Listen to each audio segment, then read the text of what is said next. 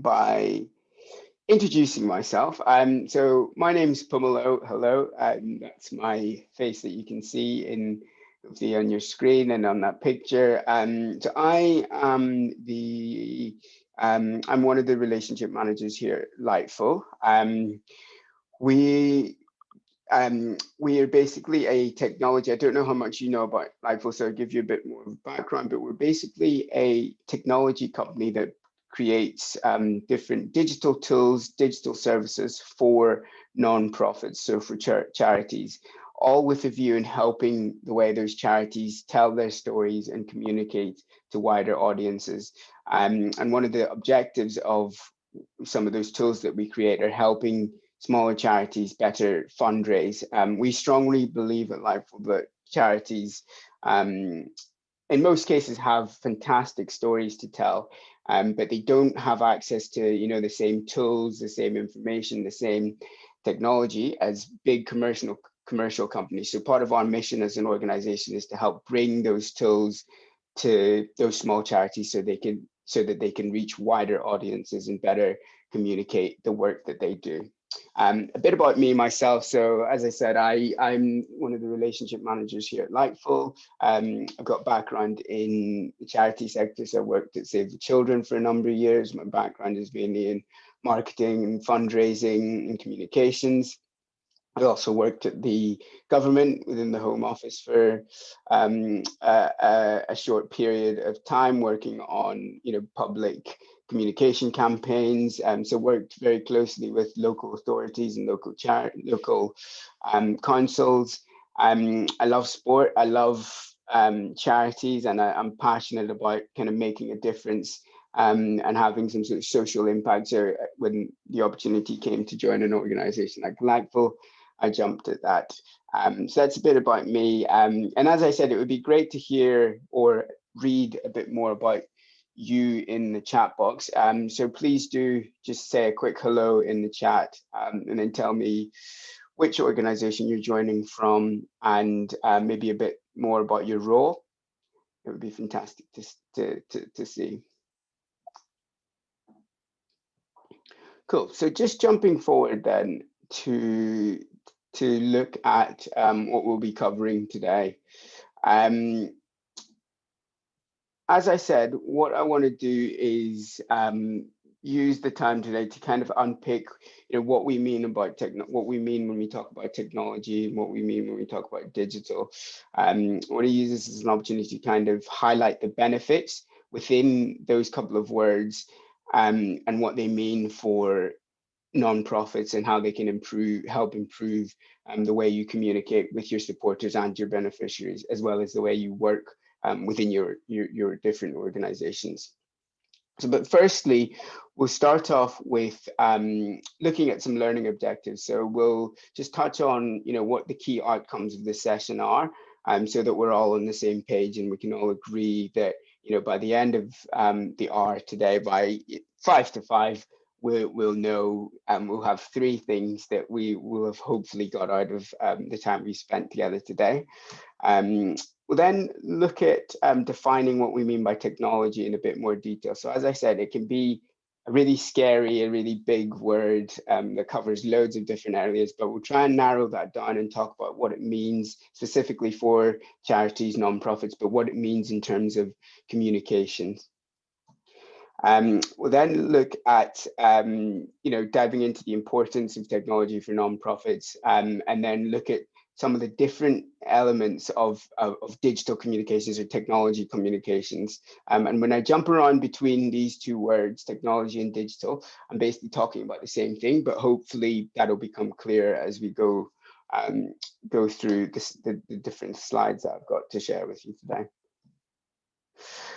We'll finish off with kind of highlighting some key takeaways before wrapping up for some questions. So got quite a lot to get through. Please do interrupt me if you've got any questions, or pop them into the chat, or just if anything is unclear or you lose connection, let me know in the chat box, or if you can't understand what I'm saying, and you just want me to slow down a little bit, I'll keep an eye on the chat box, so please do pop a message in there.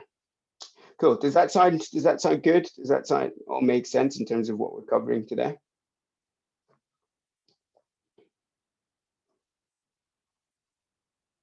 Cool. I will jump forward then. So starting off with the learning objectives, again, I think it's really important to kind of define exactly what we're here to talk about and what we're hoping to get out of the session. So we've got three key learning objectives that I hope hopefully I'll help you understand by the end of the session today. First thing being, um, the first thing being, defining this word digital, this word technology. So I want us to have a clear picture in our minds whenever we use the word technology, whenever we use the word digital. And this might already be familiar. You might already be familiar with this, but I want to put it into the context of communications, and then also highlighting some of those benefits when we're talking about digital technology for nonprofits and for charities. And then jumping forward again, the second objective is kind of to better understand what some of those benefits are, those key benefits. So as I said, technology can be a really scary, big place. There's been so many developments, so many different apps, so many different types of tools available. So what we'll try and do is break down, what some of those benefits are and what are some of the key tools that we as nonprofits should be using. And then lastly, as I said, we'll kind of dive into, those different elements of technology and digital, and we'll touch on, the idea of putting together a digital strategy, what that actually means, and some of the different parts that go into a digital strategy. Again, particularly when we're looking at how we communicate. Cool. So firstly, then, defining technology. This is a really tough question. But I guess before I put a definition on here, I'll pose the question back to you then. So what do you think we mean when we talk about technology? Again, going back to what I've just touched on, we're talking about technology for nonprofits, technology for communications. What does that in your head? Just a couple of comments in the chat. Um, what do you think we mean when we talk about technology, when we talk about digital communications? Whether that's a tool, a type of communication, what does that mean to you?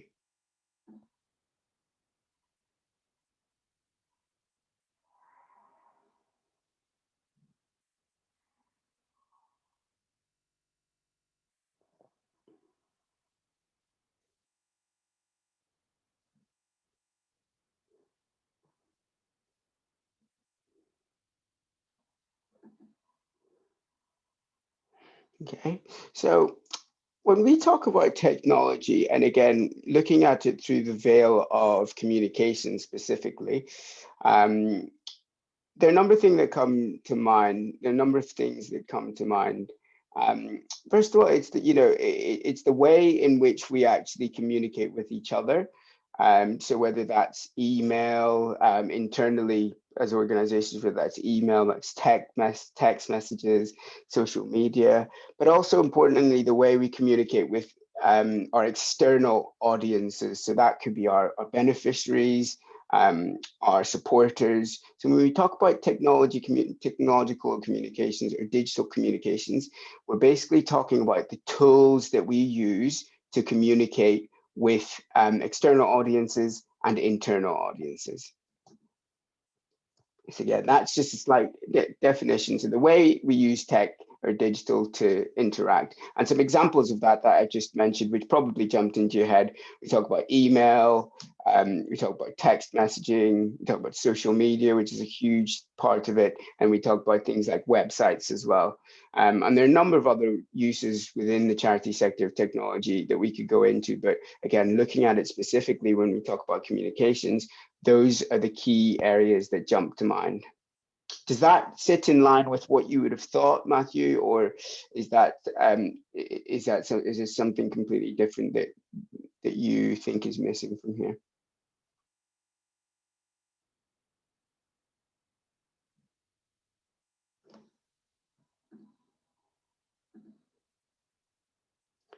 Perfect. We just had a few more people jump on. So Amanda, hi Rick. Um, so you joined us at the right time because we're just about to go into sort of looking at the importance of technology for charities. Um, and no worries at all. Understand it's the start of the year is always really crazy and busy. So I'm glad that you're able to join us. As I mentioned at the start that I've recorded, I'll be recording this session, and I'll also make sure to share the slides with everybody as well, so you can catch up on the bits that you've missed. But you joined at a good time. So the importance of technology for charities. I guess to kick us off here, it's good to build a bit of context. So I wanted to start off with looking at the current situation. So obviously we live in a world now, and I feel like I'm telling you the obvious here, but we live in a world where the way in which we communicate, the way in which we operate is changing very, very quickly. And obviously the events of 2020 have shown and have caused us to move over to having a heavier reliance on technology. We're all kind of spread about now. We're all loads of people having to work from home in isolation, in lockdown. So the way in which we communicate, again, not only just with our external audiences, but as organizations, has changed dramatically. There's now this heavier reliance on technology and digital tools and digital services. But what's really striking, and I put this fact on here to share with everybody, and it's not to scare anybody, but it's just the reality. The reality of the situation is that 52% of charities, despite what I've just said, despite the growth in the use of technology, the growth in the way the public use technology, 52% of charities don't actually have a digital strategy, and that's usually through no fault of their own. We often find at Lightful, a lot of the organizations that we work with are aware of the need for technology. They know that they need to have a website. They know that they need to have a Facebook page or a Twitter account. But sometimes making that first step is really, really difficult because it's such an overwhelming field, or it can look overwhelming, that people hold off from doing it because it can seem really, really scary. So what we try and do at Lightful is actually help you make those first steps by breaking down this scary technological digital field. But we still find, a lot of the organizations that we work with, a lot of the charities, are still really heavily reliant on traditional means and traditional ways of communicating, especially when it comes to fundraising and offering support to the beneficiaries. And it might be that a lot of your beneficiaries still prefer communicating in those traditional means, whether it's face-to-face chats, which are invaluable, face-to-face chats, whether it's live in-person events. And it might be that you physically can't deliver your programs or your work through technology, but I think it still is really, really important to be aware of the ways in which technology can help and enhance the work that you're already doing. I think the perfect situation is having a combination of the traditional means of working, but also having technology to support that. And we'll touch on why I think that's important in a second. So what are the benefits then, moving on, what are the benefits of technology and using digital in terms of communication? First thing here is, it's such a great way to interact with your audience and to find out exactly what they're looking for. What we mean by that is, again, I mentioned on our previous slide that the world is changing very quickly, and the fact of the matter is that people are on devices, people are on computers, phones, more than they used to be. So it's really, really important for us as nonprofits to realize that and adjust the way that we're actually speaking to those people. So it's this idea of speaking to people where they are. So if people are on Facebook, on our audiences on Facebook, then we as a nonprofit should be on Facebook, because that's where we can have a really valuable interaction with them. So it's a great opportunity to interact with your audience, and a wider audience as well. Again, so it's this idea of reaching a global marketplace. So just by having a Facebook page, it automatically takes you out of your community, out of your small circle. So thinking about, in-person events and things like that, think about how you can use technology to boost the number of people that you can reach. So if you're doing an in-person event, can you film that? Can you put that on your Facebook page or on your website, so that it has access to this wider marketplace? So it's this idea of taking things slightly further out of our community. And it may be that the work that you do is quite localized, but think about when it comes to fundraising and building awareness of the work that you do, because a lot of small charities do such fantastic work, but the trouble is not enough people know about it. So technology gives us a way of shouting about that work and spreading it to a wider marketplace. Another great thing about technology is it's very cheap. It's free to set up Facebook page or Twitter page. So all these things in a lot of cases are actually free. So combine that with the idea of reaching that wider audience. You can start to see the potential cost savings of holding in-person events versus doing something online.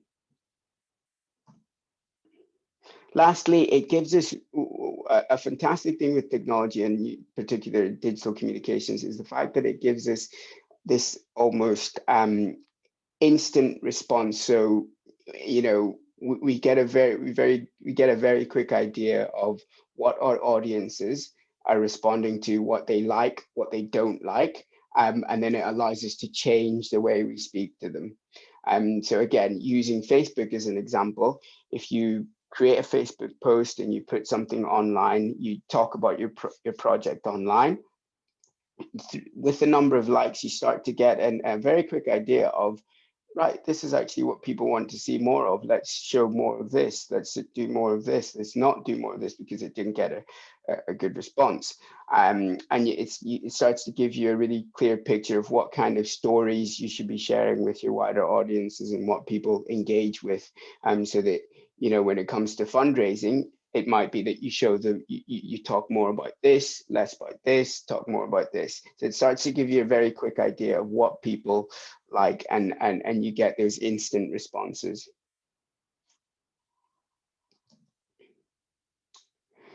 So now I want to, having touched on some of the benefits then on technology, and the idea of using technology to reach wider audiences, I wanted to just spend some time on diving into the different elements of the different types of digital communication. So the different things that you might use in order to speak to those wider audiences. First thing is social media. And in the chat, it would be great if you could just comment. I'll ask the question, who here has a Facebook page for their organization?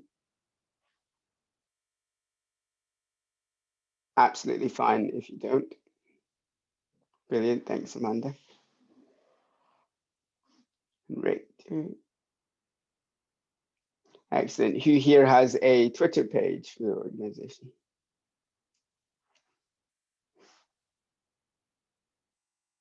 Yeah, to Twitter. Oh, brilliant. Rick, you've got the whole shebang website page. Oh, brilliant. Yeah, it's great to see. Very good. Yeah, so then just diving into some of the benefits of social media. And again, social media is an interesting one because it can be really scary. And more often we're seeing negative stories coming out of social media. We see things that are happening in America that kind of are born on social media. it's often the negative stories that make the headlines. But what we try and promote at Lightful, and what we try and focus on, is the fact that there actually still is a lot of room for good on social media. And the fact of the matter is, as charities, there's so many competing messages out there. There's so many competing brands, and as small charities, especially if we want to grow our audiences, if we want more people to hear about the fantastic work that we're doing, fact of the matter is, a third of the world's population, over a third of the world's population, is active on a social media platform. So it's likely that the people that you're trying to reach will be active on social media.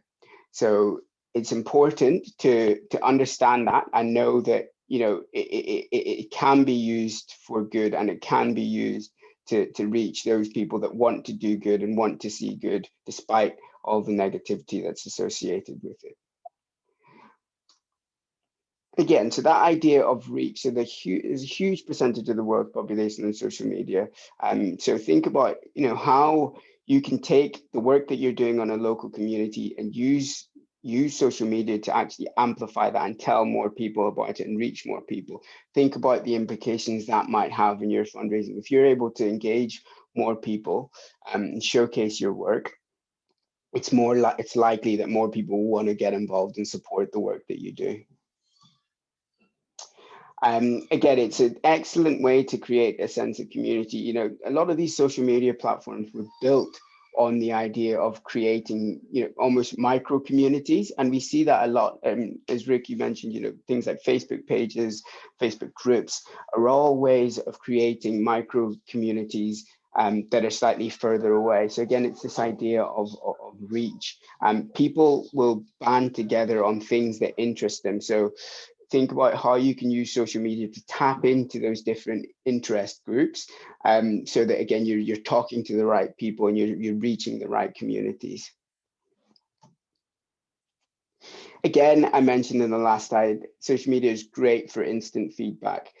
So slightly different to when you put something on a website, you don't necessarily get that automatic reaction with what you put on a website, whereas with social media, with like buttons, shares, you get some really quick analysis on what's working, what people want to see more of, and what people don't want to see. So it gives you that instant feedback from your different audience groups. And then lastly, social media is fantastic for storytelling, and it's gearing itself, as these different apps and these different platforms develop, they start to gear themselves more to this element of storytelling. And this is something that I actually wanted to touch on, which when talking about, looking at some of the negative stuff that's in social media, one of the things that we will focus on in Lightful, which I'll hopefully talk to you a bit more about over the coming days, is this idea of storytelling and how we use social media for storytelling. So looking at things like video, imagery, how we use those to tell our audiences the story of what we're doing. And again, tying that back into the reach, if we're really good at picking the right images, picking the right stories that showcase the impact, adding that to the reach, it's a fantastic opportunity when we think about the implications that might have, again, on fundraising, on support, on interest in the work that you do. I'll just pause there for a second. Does anybody have any questions? Does that all make sense so far?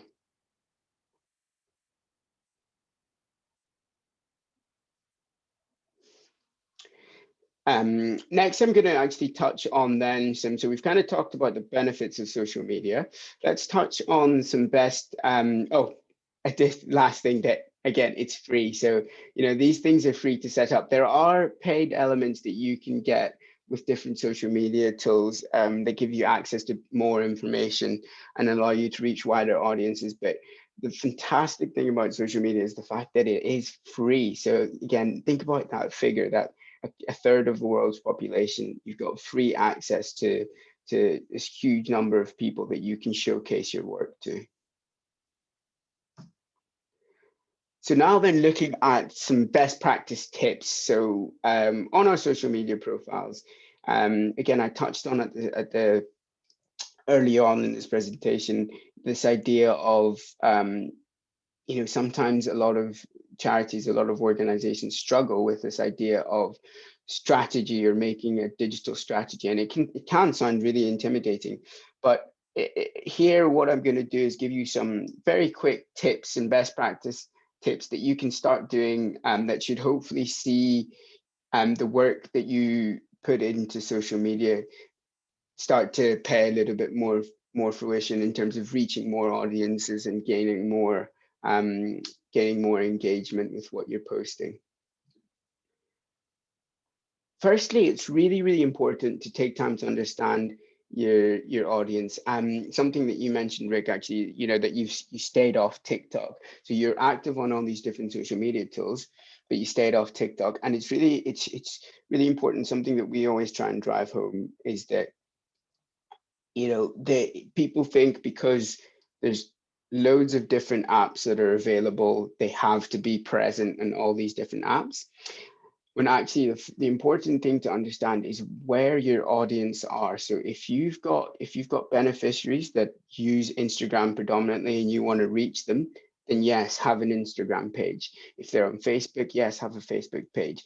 But don't make the mistake of thinking because all these different forms of communications or these different social media tools are available, don't make the mistake of thinking you have to be active on those, because that's when you can start diluting your message. That's when it becomes a little bit messy, because it's more pages, more posts, more work to manage.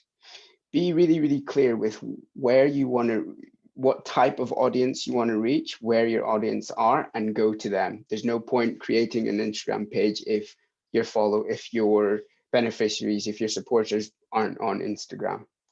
So try and collect information that gives you an understanding of where your main groups of audience are, and then go to them. Another idea, again, this idea of saving time, is to create a content calendar. And what we mean by content is essentially, the posts that go out on these different social media platforms. So your Twitter posts, your Facebook posts. It's a great idea to have, to try and plan as much of that in advance.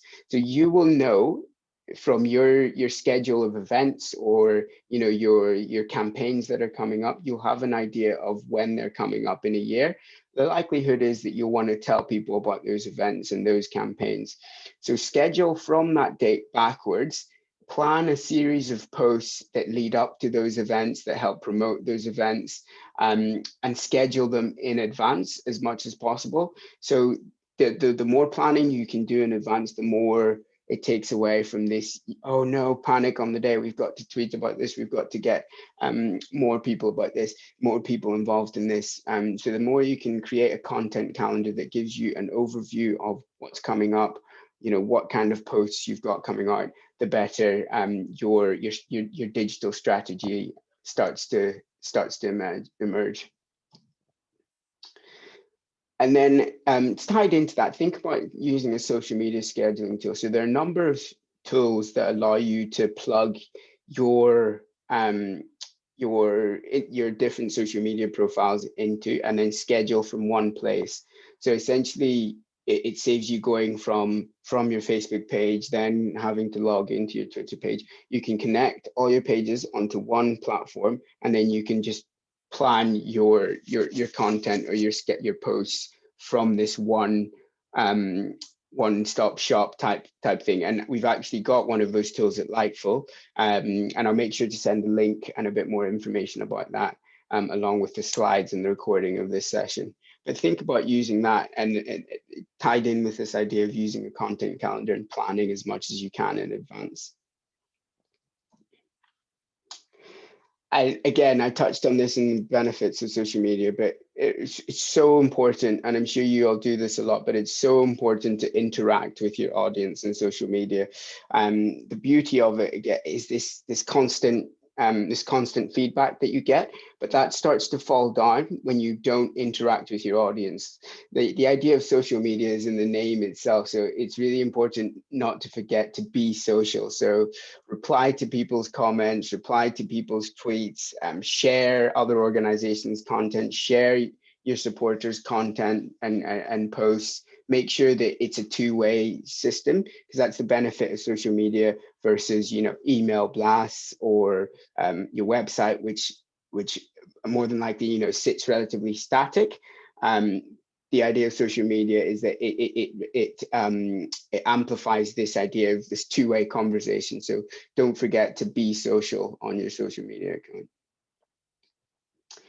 And then this one is slightly more advanced, but think about, you know, how I mentioned there's certain within different social media applications and different social media platforms, there are tools that there are things that you can actually pay for, although most of them are free. There are things that you can actually pay for. So think about, you know, even wanting to become a little bit more targeted with your posts. So say you've got an event, you've got a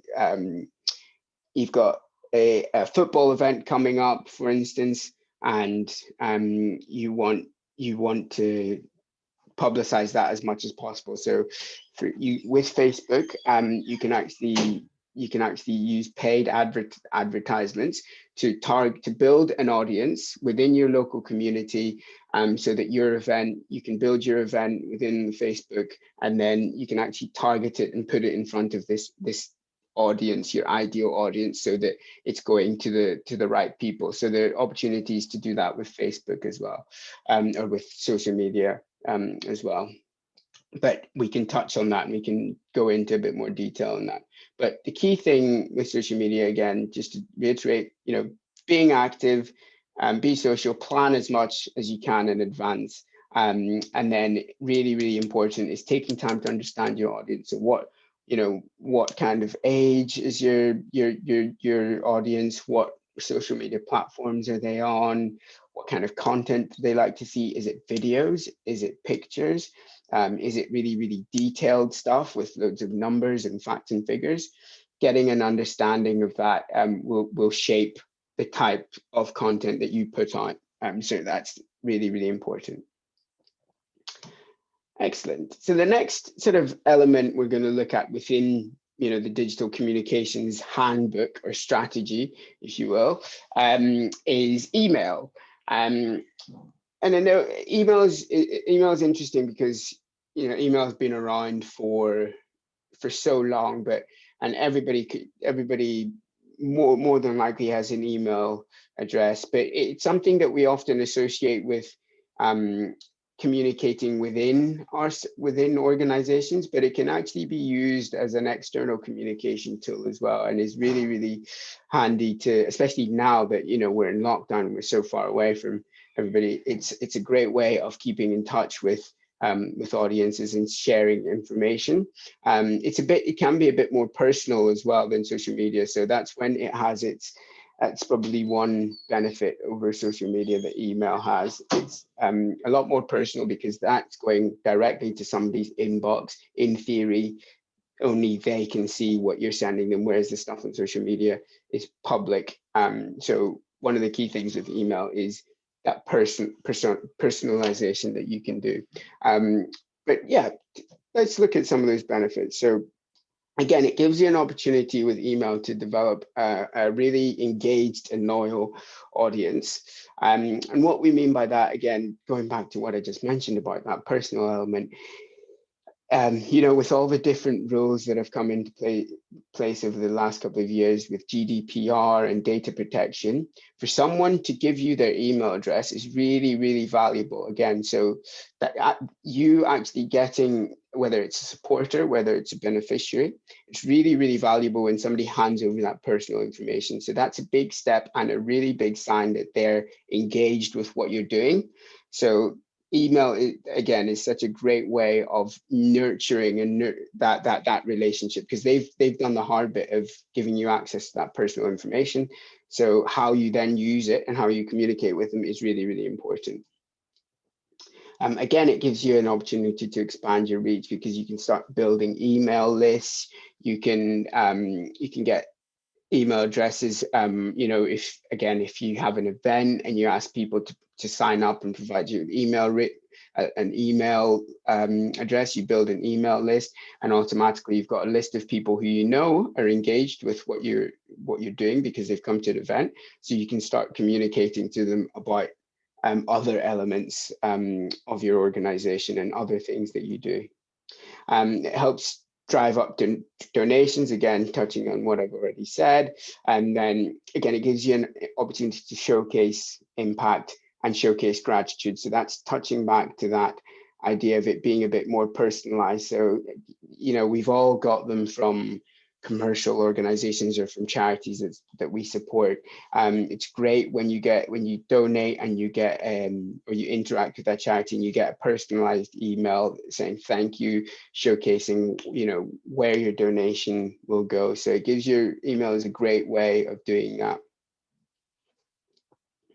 And as I've mentioned, one of the key benefits is this idea of personalizing the communication with your audience. So again, going back to comparing it with social media, it's very difficult to say through a social media post, thank you, so-and-so, whereas with an email, you have that information and you can be a bit more personal because it's a bit more private.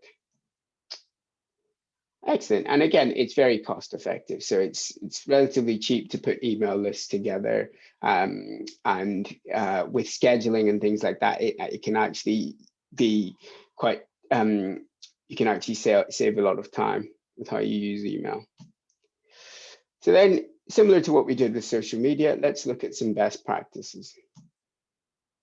Again, first thing to do is just understand your audience. What type of, do they respond really well to really quick, concise emails, or do they like loads and loads of information? Do they like emails that contain pictures? What gets them to take the action that you want them to take at the end of that email? Starting to build that picture and understanding your audience will help you and be more successful with using email to communicate. Something to do with email, if you manage to put together an email list and you've got, you know, a list of people that are interested in your work, putting together a regular newsletter is awesome. And it can be really, really detailed. It can be relatively simple. So 5 things we've done this month or this quarter, just a great way of showcasing the impact of the work that you can do, that you've been doing, keeping people involved. Email lends itself really nicely to that. Again, creating campaigns. So if you've got an event coming up or you want to fundraise for something, again, having direct access to a list of people who you know are engaged with your audience, because again, remember, they've given you that, they've taken that first step of signing up for something and giving you their email address. So there's a great opportunity to create campaigns off the back of that. So think about how you can theme groups of emails. Something to do as well when you've got your lists together, and if you've done your research and you understand what your audience want, think about how you can start to segment those different audience groups. So it might be that you have a list of people that are interested in one thing that your organization does, a list of people that are interested in another thing that your organization does. So you start to talk to people on simply just the bits that they're interested in, because that's more engaging. They've shown an interest in something, so recognize that, and segmenting your audience based on what they're interested in is a really good way of creating deeper engagement. Because again, you know, we've all signed up for charity newsletters, or we've all signed up for, I don't know, if you're doing online shopping or something, often you'll sit in a segment where they'll send you, whether it's a pair of shoes that you like or clothes that you like, it'll be specific for what you've shown an interest to in the past.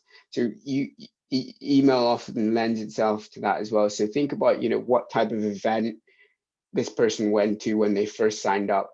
Can you create a group of people that are similar in that they like this type of event, or do they like this type of event? Think about different ways you can segment your audiences.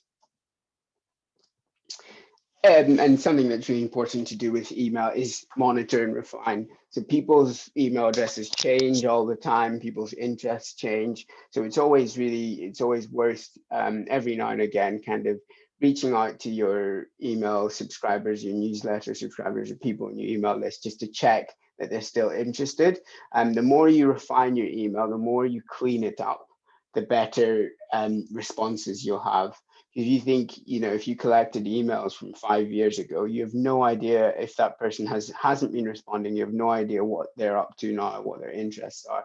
So it's always good to take stock and try and figure out where people are, what their interests are, if their email is still active. So keep a close eye on your email list, monitor and refine them. Excellent. So jumping forward again, and I'm sorry if I'm going at a pace here. I'm just conscious of time, and I want to leave some time for questions at the end. The last thing that we'll talk about today is websites. So websites are really, really important when we talk about the digital / technology communication structure. So, and I'm sure you've all got websites.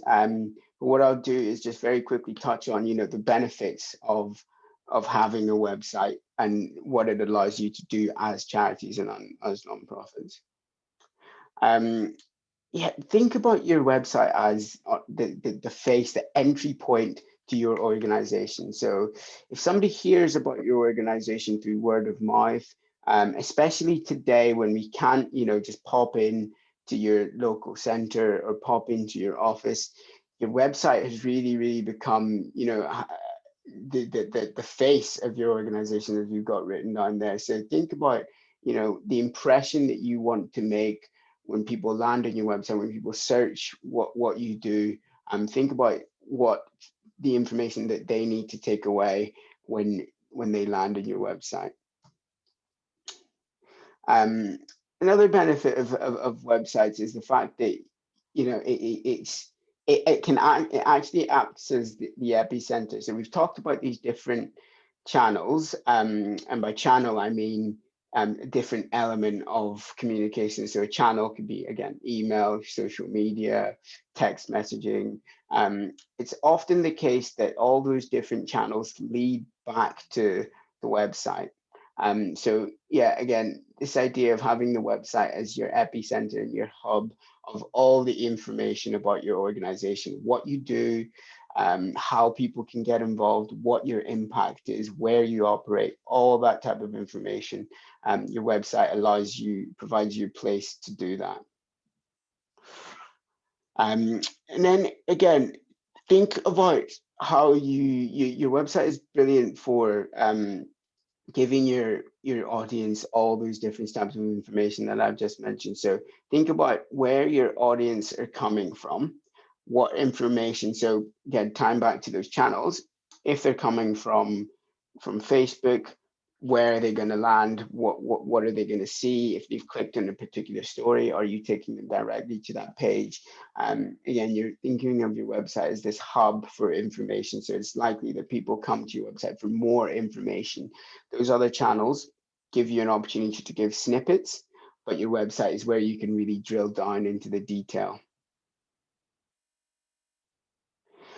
And really, really importantly, it's often where people come to make contributions, especially now, we can't be out fundraising in person. We can't be out with buckets fundraising. So it's really, really important that we have somewhere on our website that allows people to donate and get involved, even if it's not financial, but where they can get involved, where they can sign up for events, where they can send information to. Think about that should be your website's primary function, other than giving them, providing loads of information. It's really, really important that you have a space, if it's what you want to do, for them to get involved somehow. So how do we do that then? So looking at best practice tips for your website, first thing is navigation. What we essentially mean by that is, going back to something that I've just said, is how people make their way through your website. So I mentioned this earlier, sometimes websites can be a little bit static. So try and put yourself in the eyes of your audience arriving, whether they click on a Facebook link, whether they actually search your organization. Try and put yourself in their eyes to think about what information is presented to them and when. So that's what we call website navigation. So how will their eyes actually navigate all the different information? So if you've got a campaign coming up, if you've got an event coming up, do you want that to sit at the top? Do you want the About Me section to sit at the top? Is it really easy for them to find the different sections? Is it really easy for them to find, the work, find out more about the work that you do? These are all things that you think about when under this, that sit under this idea of navigation, how people actually make their way through the information that you've laid out on your website.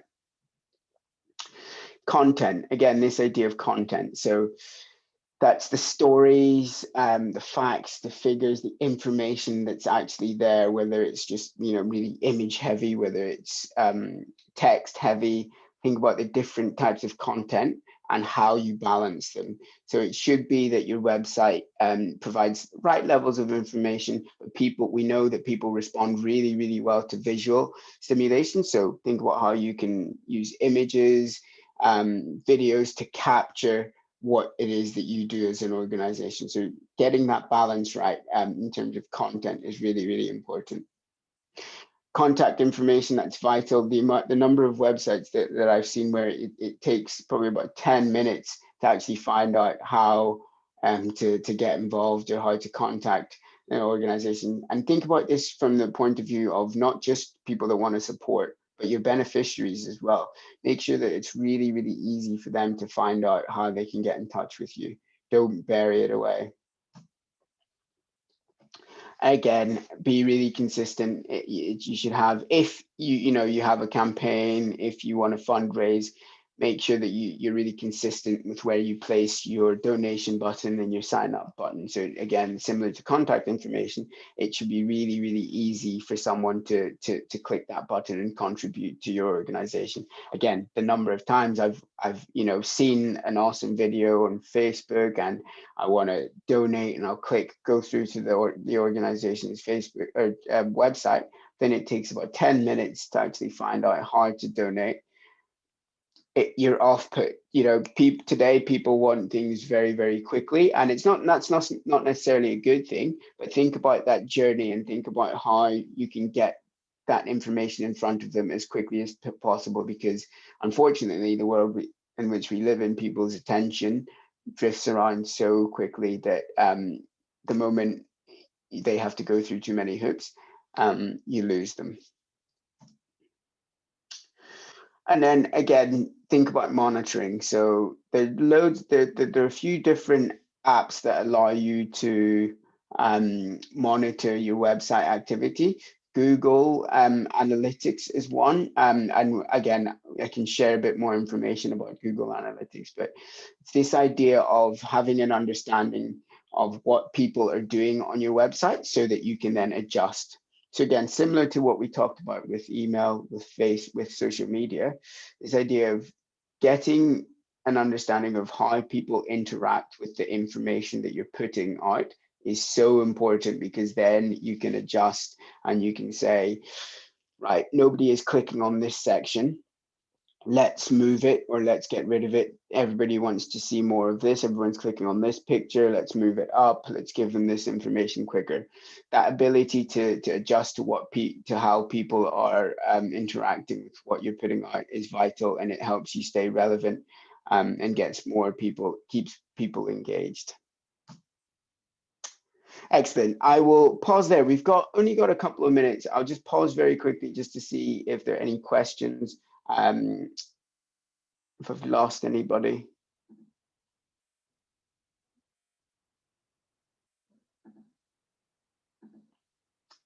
Cool. So I think I'll take the silence as a no, and I'll just jump over to then look at some key takeaways.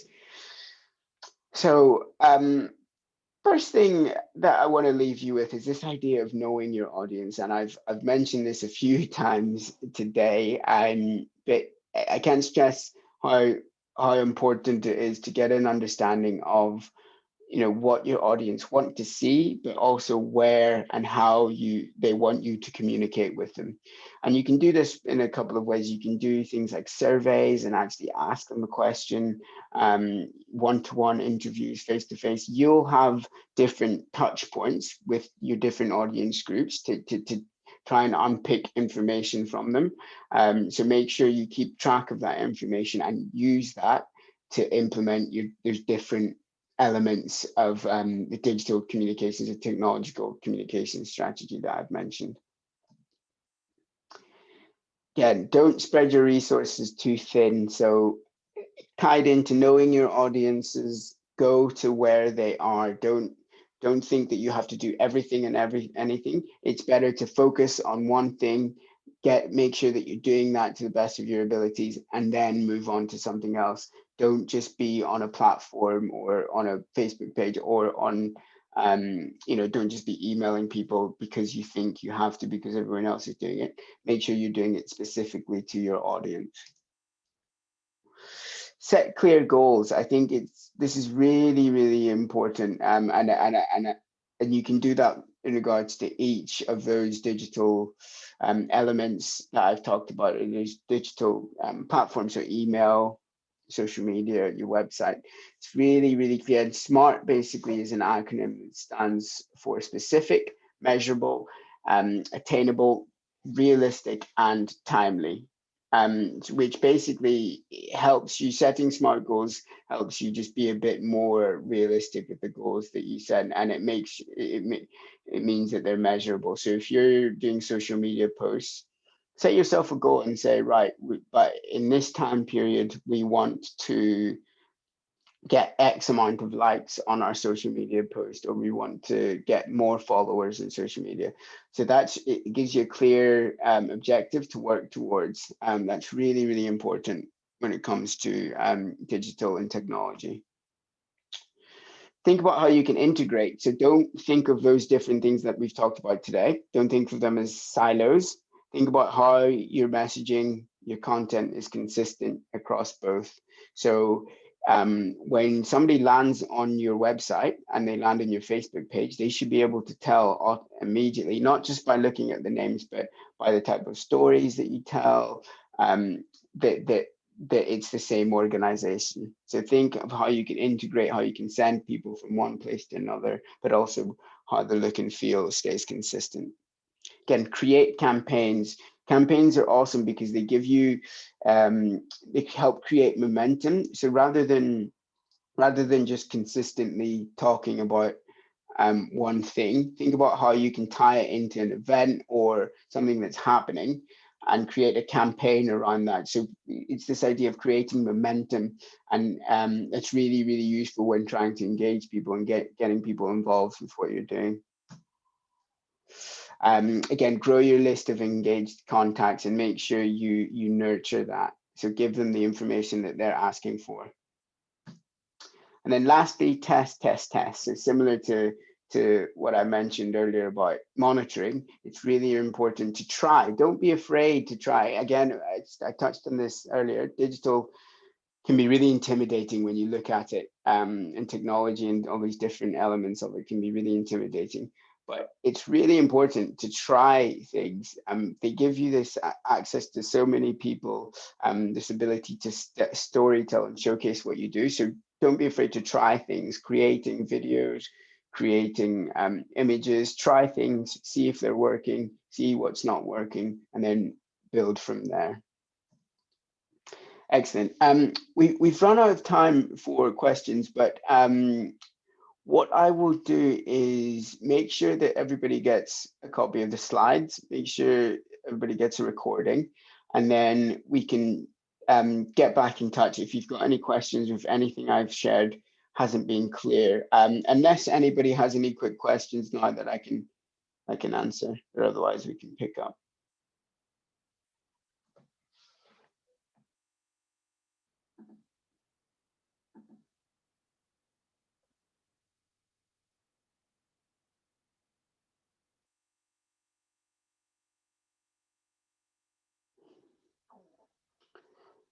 Brilliant. Okay.